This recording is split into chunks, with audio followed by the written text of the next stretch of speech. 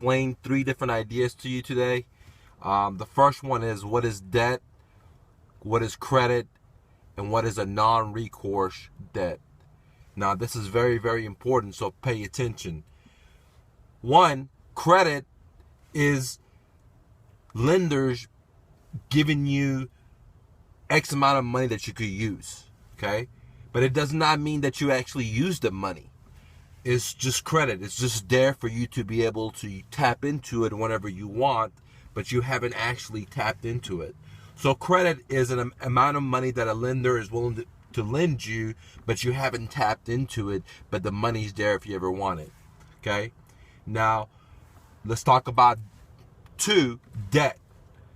A debt is money that you already used from a lender, okay?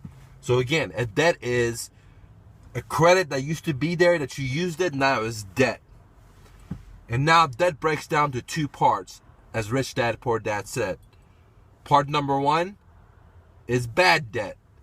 A bad debt is anything that's depreciating asset. For example, shoes, cars, refrigerator, furniture, beds, things of that nature are depreciating assets. So if you're using money, debt, to get that, then it may not be a great idea. Just depends on your personal life goals. The other part about debt is good debt.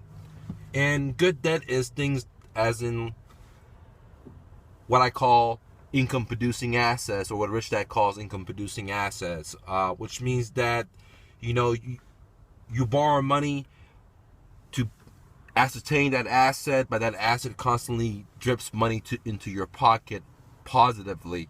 Some examples of that is real estate, businesses, royalties like CDs,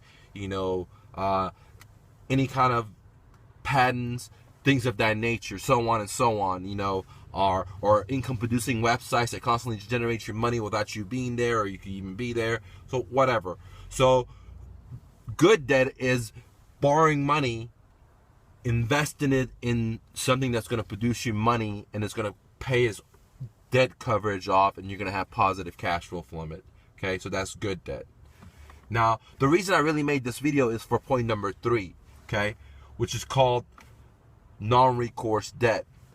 And this is very, very important, and all through my life I didn't understand that because nobody really talked about it until I started rolling my sleeve and becoming a real estate investor, that I started learning about it. And a non-recourse loan, let's just take it to the real estate level, is a type of loan that you'll borrow from a lender, okay? And what happens is you only pledge the property as collateral. So if you default, the lender just comes, takes the property, okay? Now, they don't come after you personally on your credit. Now, this is very, very important. I don't know if you just missed this. So if you get a non-recourse loan and you from a lender A, and you pledge this property X, and if you personally default, all you lose is the property X, okay? But the lender does not come and hit you up personally on your credit, okay? Normally, 99% or 90% of the population, when they go get a loan from, let's say, a lender like Bank A or Bank B, what happens is they're actually signing a personal note that says, hey, if I default, not only are you going to come after my credit, but you could also have the property as well. In real estate, they sign what's called deed of trust, okay? But they also sign a promissory note. So they're signing 2 things. They're signing the deed of trust, which is a security instrument that allows a lender to take the property because the borrower is pledging the property as collateral for the lender to lend the borrower the money, okay?